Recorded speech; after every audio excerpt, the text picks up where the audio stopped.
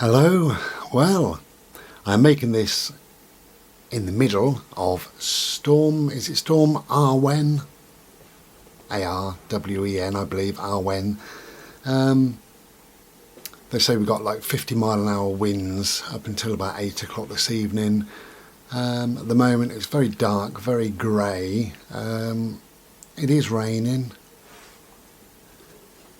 You alright, Bird? Bodhi's not very happy. He wants to go out, and every time you open the back door he doesn't go out because it's raining. So also he's laid quite close to me because it's a little bit disconcerting, I suppose. You know, a little bit noisy out there. He can obviously hear a lot more than me. So I've been meaning to make this video for quite some time. This video is going to be about my anxiety, and I have mentioned, haven't I, you know this, in several videos that I said I will talk about what happened this year, and why I feel that my anxiety kind of reached a pinnacle, or spiked out of control, more like, really. So as we're getting towards the end of the year, I thought I'm going to have to do this video, otherwise I just won't do it, and then I'll be a liar because I would have said I'll do it and I haven't. So I think what's happened this year is it's been in my head, it's been too much to cope with, if I'm honest. We all know the story by now, you know. I had a lung infection, then I had COVID, then I got cancer, you know. And then everything else, I suppose, that happens in life as well, you know. So all of that was obviously very, very stressful. I think anxiety is a nervous condition, it's a stress condition, and it's a confusing condition, because things that might seem a bit silly to other people are very, very real to you. If you're feeling anxious, if you're going through an anxiety time, then of course they're real. But the most real is the panic attacks. I've had 7 panic attacks. They are so frightening. You'd never believe. If you've never had a panic attack, then you won't know, but they are so frightening you would never believe. I've had major panic attacks and I've had mild panic attacks, and they're just as bad as each other, if I'm honest, you know. I lose track of reality, can't control my own thoughts, and I believe whatever thoughts are floating into my mind. So, you know, I believe I'm going to die. I believe that I can't breathe. I believe that the pain is absolutely real. I think my heart is going to burst out of my chest.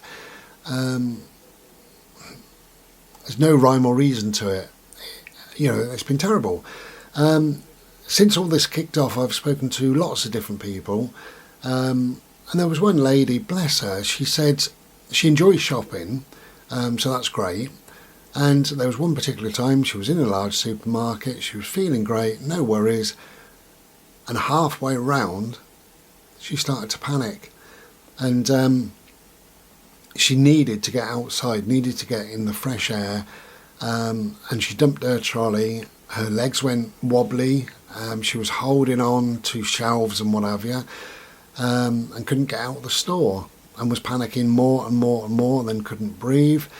I don't know if she said a store member, so yeah, somebody from the tills perhaps, or shop floor, or even the security, I don't know. I think she said a store member, came to her assistance and said, "Are you okay?" And she said, get me outside, and they literally picked her up and put her outside, you know. But she said for no rhyme or reason that suddenly came on, and that's what can happen. A panic attack. I've got panic disorder, and that means that a panic attack, you know, I could have a panic attack at any second. I also watched, I think it was a newsreader, I think somebody's quite famous, and they were reading newspaper headlines or something like that, and all of a sudden he had a panic attack and, you know, lost his breath, and his mind was all over the place and he just kind of had to end it. And there was another one that was a newsreader actually reading news articles at the time, or news stories. So it can happen to anybody at any time. But it's all anxiety induced, and normally it's because of something else that's been going on in the background. And what anxiety really is the failure to manage what is currently going on. And it's the failure, I suppose, to categorise, to put things in order, to understand things correctly on a linear level, just to understand fully what's going on. That's what I believe. For me, I think because I had 3 illnesses and 3 illnesses that I could have died from, it left me feeling very, very ill. Very ill. I couldn't even make like a hot Slurpee. I couldn't do that for days and days and days, I hardly slept because the sweat was just pouring off me, and I felt just like I was going to die. And I thought I was going to die. So you've got all that in your head. And then you've got, my hospital wasn't very good initially with the cancer. They wrote me a letter saying we'd do our best, and if not, we'll ensure that your death, you don't want to read that, ensure that your death is as comfortable as possible. Well, how lovely, thank you very much. Yeah, they really wrote that. And I was told again and again and again and over and over and over again that the chance of dying for the operation, because it was a big, big major operation, was more than likely.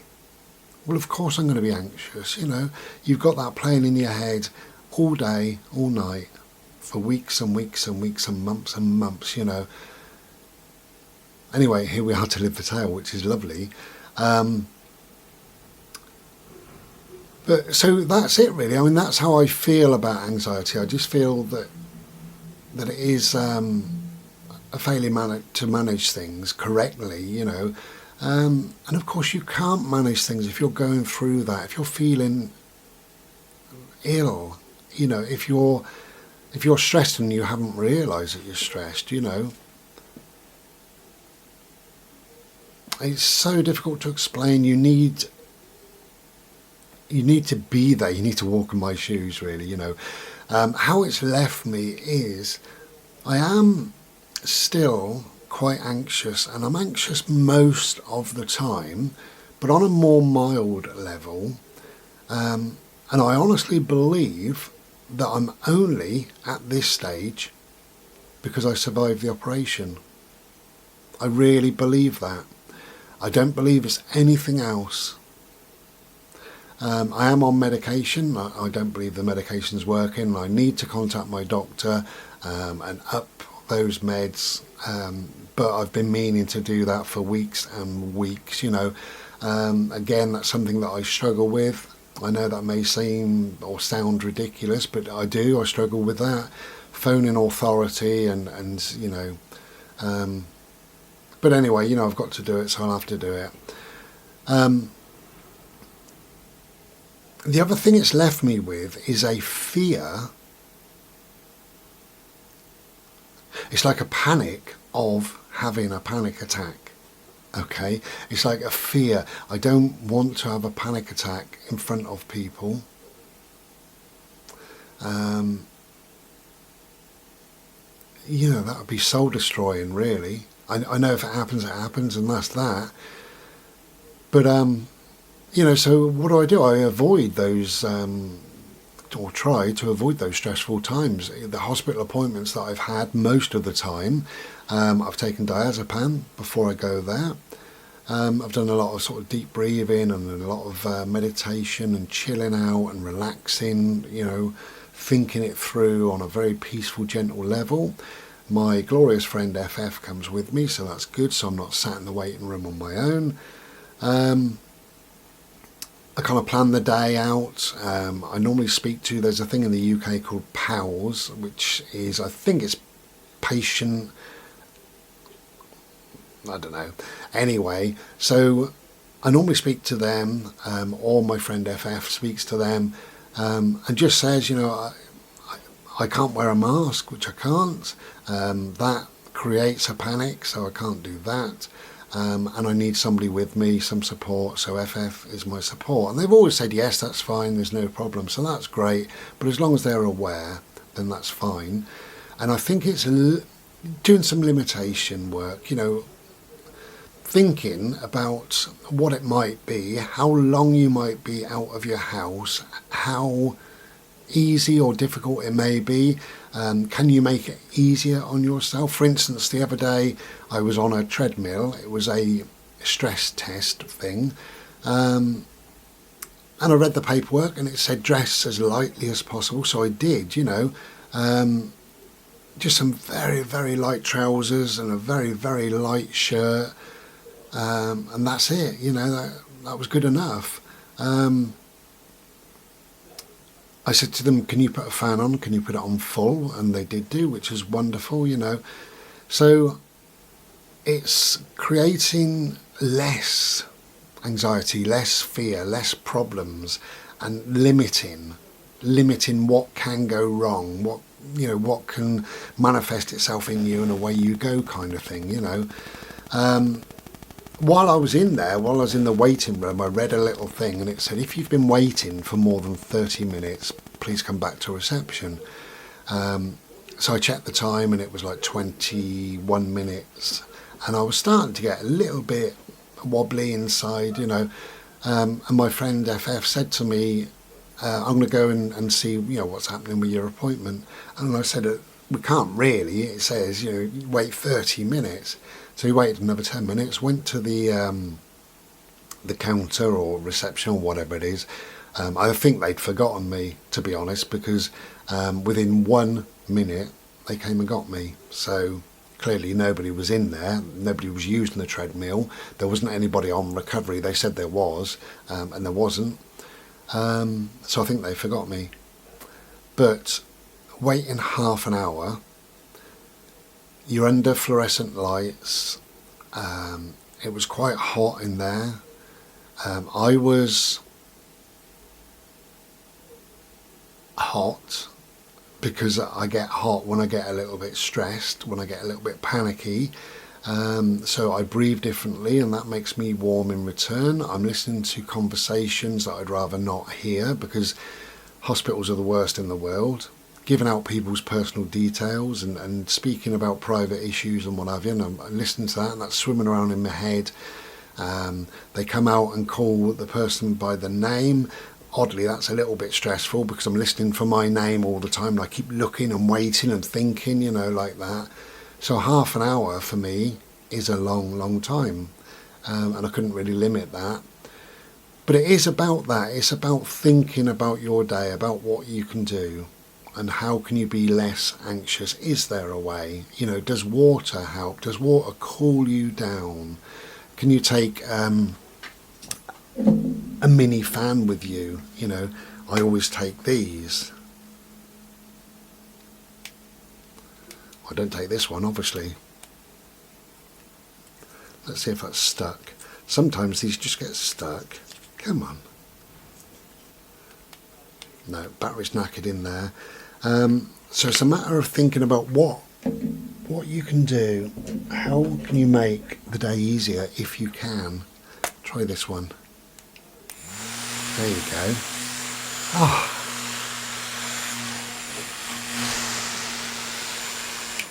Yeah, so I take one of them, obviously this one. I'll leave that one there and put a battery in it. I take some cold water in a little bottle. If I need to, I take diazepam. As I said, I always speak to them prior to going in to explain that I've got this panic disorder, and most people understand and most people are very good. So just be forthright, be honest, be open, explain your situation to people. Oddly for me, because I'm a man, and I'm a reasonable size, and I've got a big beard and a lot of tattoos and all the rest of it. it makes me feel a bit weak saying that I've got anxiety, I've got panic disorder, I've had panic attacks, It makes you a bit weak really, because all you're doing, you're sitting in a waiting room for half an hour, then you're going in to have a little test and coming back home. It sounds very, very easy.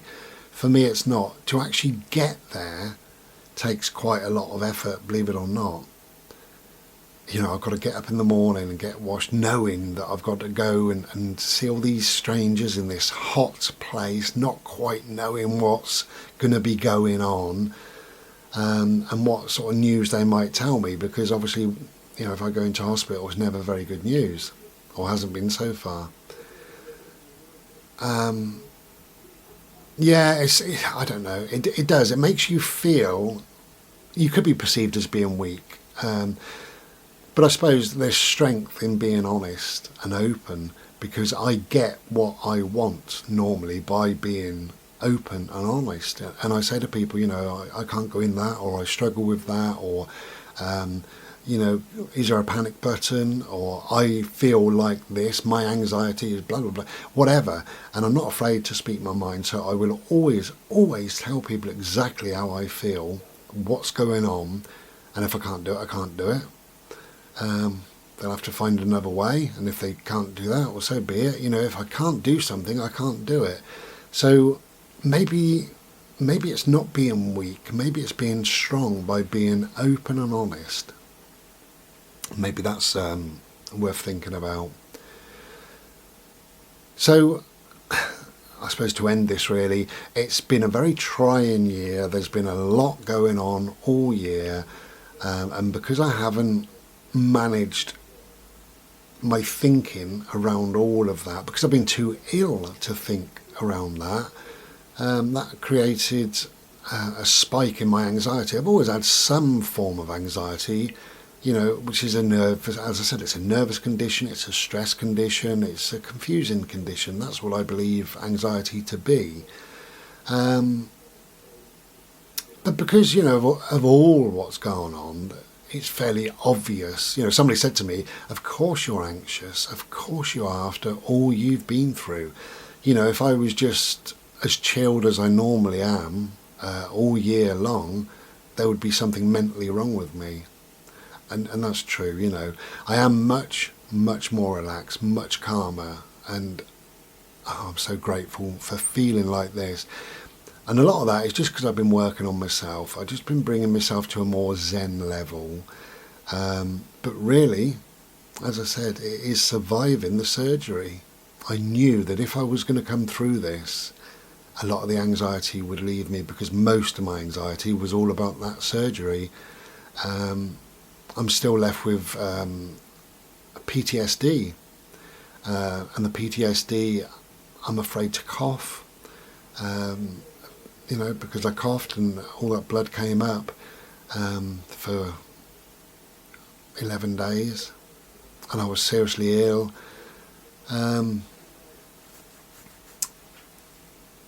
I've still got that. I don't like anything much in my throat. I mean, you have to clear my throat every now and then, same as anybody, but I don't like to do it, and I try not to do it. I try to suppress my cough if I can, rightly or wrongly. It works for me.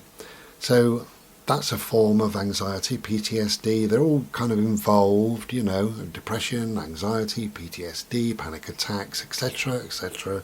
Panic disorder, obviously. I wear this all the time. It says, it's upside down. It says panic disorder and PTSD, and it's just to make people aware, really. I say people, obviously medical professionals. I don't give a shit about anybody else. It doesn't really matter, But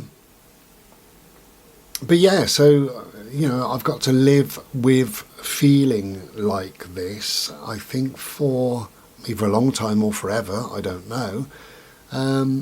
But at the same time, just try and relax, try and keep myself calm, which I do.